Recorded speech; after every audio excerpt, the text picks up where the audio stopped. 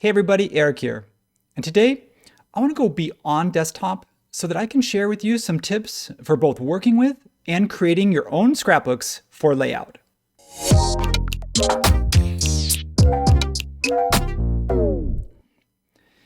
So if you're used to working with layout and you're comfortable and you've been using layout for a while, you probably know what scrapbooks are and also the value of them. But if you're somewhat new to layout, or even if you know what scrapbooks are but haven't made your own, then this video is for you because we're going to talk a little bit about how they work first, and then we're going to make one ourselves. So stick around, it's going to be fun, and let's just get to it.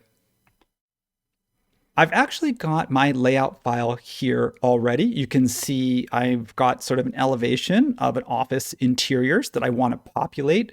So that's kind of the starting point, which is to say, well, what should I do to populate this? I could go in and draw stuff from scratch using the scaled drawing tool, or I could go bring something in from SketchUp if I wanted to. But that's where the scrapbooks come in handy. So if you don't already have the scrapbooks panel showing, you can find it with your windows, just like you can with any of the other trays or windows. I'm going to expand that.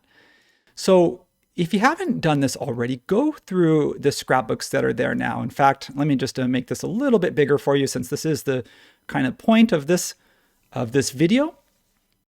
You can see already like there's some arrows, and when you click on arrows, it's not just a set of arrows, it's actually multiple sets of arrows. So if I click down, you can see there's curved arrows.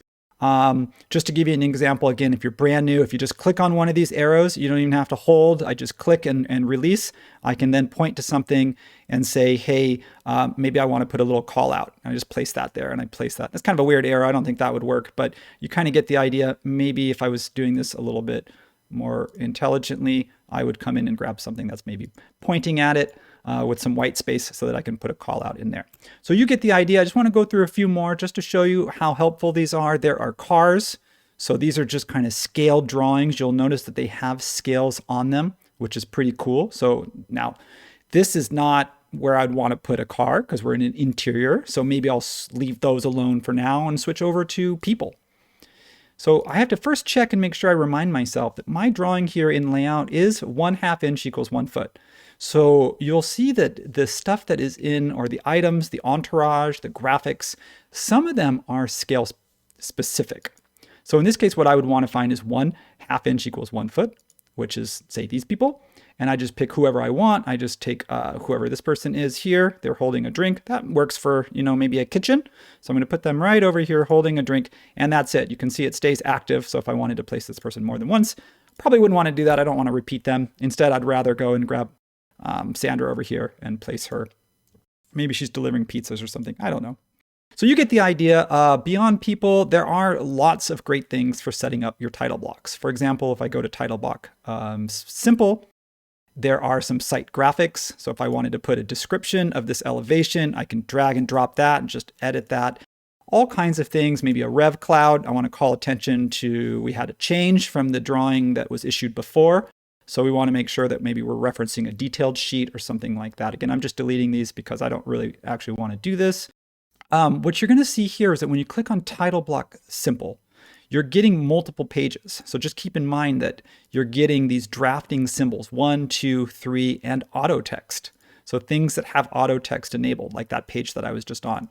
So again, depending on your needs, you may find that you find something interesting on the first page, or you may have to kind of scroll through. A couple different ways to do that. You can do what I'm doing, is clicking on the drop-down menu and reading the page names. Or what you could do is come over here and just click the arrow. What it'll do is just kind of scroll through. So quickly you could find something that you wanted. If I wanted to add this sheet or a table onto mine, there you go. So basically that's all scrapbooks are. If you didn't already know, it's a ready to use drag and drop or plug and play, however you want to think about it, list of, or visual reference, visual library of things that you can use. Now these are the ones that come with SketchUp. Let me just minimize this for just a moment because we're going to come back to this in a second. But these are the ones that come with layout, But if I have something that is not represented, or I'm working on a project that's very specific, I may want to grab some stuff. Like, for example, I have my own template. I like to use my own fonts. I have my own titles and things like that. I have my own scales that I've created, north arrows, callouts. firstly, I have all this stuff that I want to create my own scrapbook with, which we're going to do in just a second. I also have some stuff in SketchUp. So right now, for example, this person, I like him. He's nothing wrong with him. If you're just popping him in for scale, he works great. But for me, I may want to have someone that's maybe more specific to the space or more specific to a design idea. So let's use that as an excuse to pop over to SketchUp, where I have some scene tags set up with some people that I drew myself. They're all looking at their phones, in case you're wondering, because that's really what most people do these days. They're taking pictures of things, or they're maybe doing the LiDAR scan for a project. Who knows what they're using their phones for? But for the most part, they're all staring at their phones. So those are the people that I want in my layout file. And therefore, these are the people that I want to add to a scrapbook, so I don't have to do this step every single time. So that's my SketchUp file. I've got them saved to a scene. They're just 2D face me people that I made. Okay. So in layout, what I would do is I'm going to start with creating a new one. So I don't want to mess with this file. This is my working file. So if you're going to create a scrapbook, make sure that you're starting with a new blank file.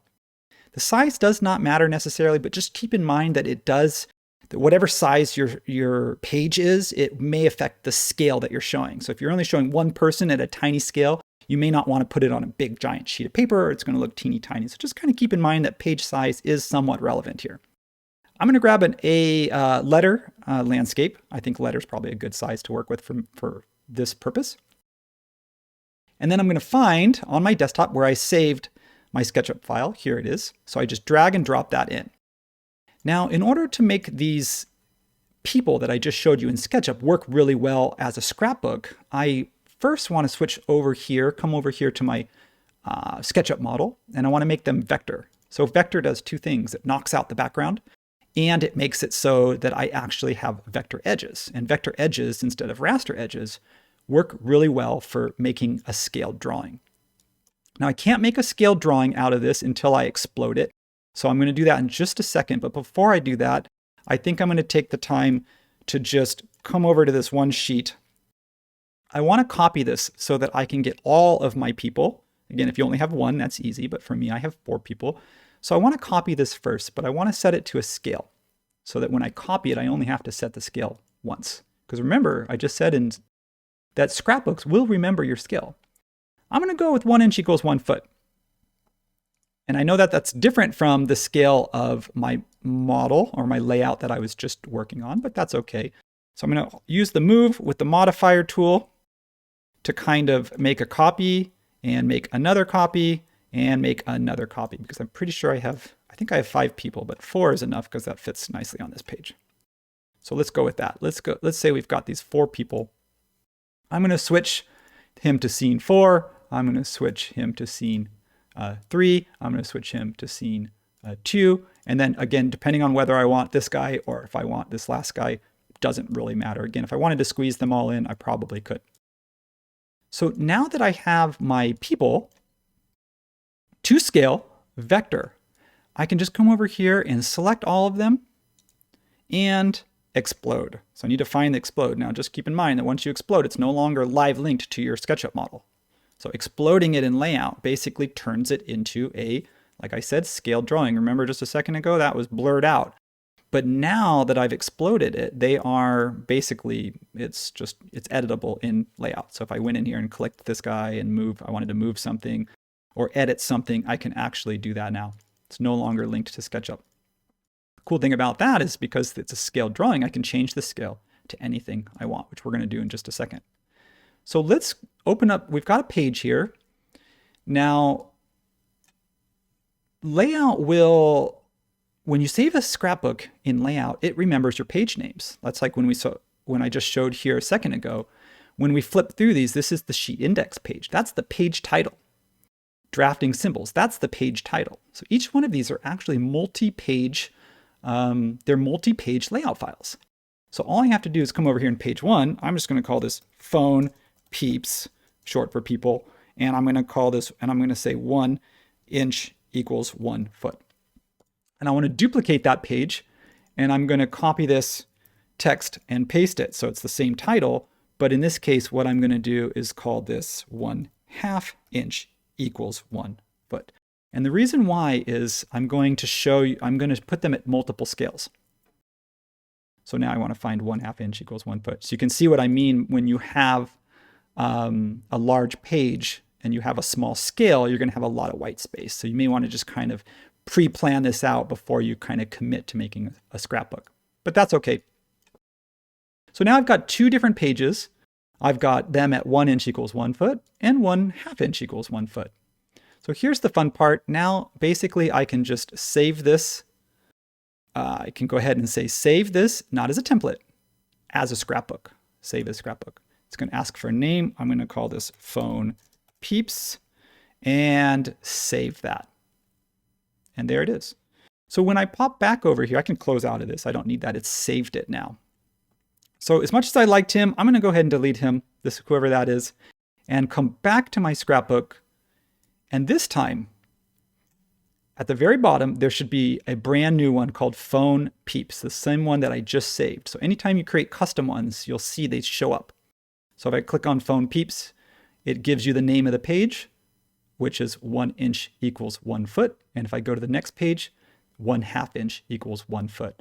Now, because this drawing was set up at 1/2 inch equals 1 foot, if I click this person here and drag and drop her, she's great. She's taking a picture of the plants, obviously, on the table, or maybe the pool table. She's maybe, I don't know, it looks cool for her Instagram. Who knows why she's taking a picture of it, but it's cool. Maybe she needs a friend. So this guy here is taking a picture of the coffee maker, or he's just reading his account. So from here, that's it. That's all I wanted to share with the scrapbook. So I don't need that since I only put 4 people in and I only put them at 2 scales. It's a pretty simple scrapbook, but of course you can go as complex as you want. In this case, you notice that I had some things off to the side. If I wanted to make a scrapbook out of just my text and scales, I would do the exact same way. And then remember that if you do bring in a SketchUp model and explode it, just kind of a reminder that once it's a scaled drawing, it's now a shape. So I want to wrap up by saying here that I want to, let's say, take the stroke out, or maybe change the fill to lighter gray or transparent. Maybe that's too light, maybe like a medium gray. Yeah, like a medium gray and transparent. That's cool. The nice thing about that is it kind of shows if she's standing in front of something, it kind of shows through. And then again, I can take that stroke off, or I can change the color of that stroke if I wanted to come over here and say, well, let's give that a white stroke. And then, so it's totally up to you on how you want to style it. Again, if you like a particular style, you may want to go through and style it before you save it to the scrapbook, or maybe even style a few variations, one with transparent, one without transparent. So that way, when you go to open up your scrapbook, those style edits are already there. But I just kind of wanted to remind you that once you have something exploded, it can be edited just like any other shape using the shape style menu right here in the layout panel. So that was trying to cover a lot in a short amount of time, but the takeaways here are, if I kind of just summarize really quick, is that scrapbooks are your friend. There's some really great stuff in the scrapbook already. So first of all, if you haven't gone through all of those, take some time, take a few minutes and just click through them, drag and drop a few, just have some fun and get familiar with what's already there.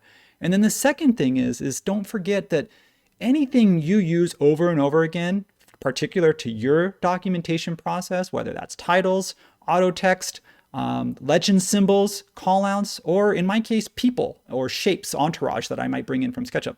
Anything that you think you want to differentiate yourself a little bit from everybody else who also has access to all these scrapbooks, don't be afraid to just go ahead and bring that information in from SketchUp, explode it, make it a scaled drawing, give it a scale, make it a scrapbook. That's it. So it is a multi-step process. But once that work is done, once that scrapbook is done, it's there forever and you can use it anytime you want. So like a lot of the videos that I make, a little bit of work up front on the front end is going to pay huge dividends later as you continue to use this process over and over and over again. So hopefully you found something, at least one thing useful in this video. I want to say thanks as always for watching. Don't forget to like, subscribe, share, and always, always, always comment below. Let me know what you think. Do you use scrapbooks differently than this? Do you find that, what have you created? What do you put in your scrapbooks? We all draw differently. We all have different things, different needs. Let me know in the comments. We'll keep that conversation going there. And with that, I'll leave you and say thanks See you next time.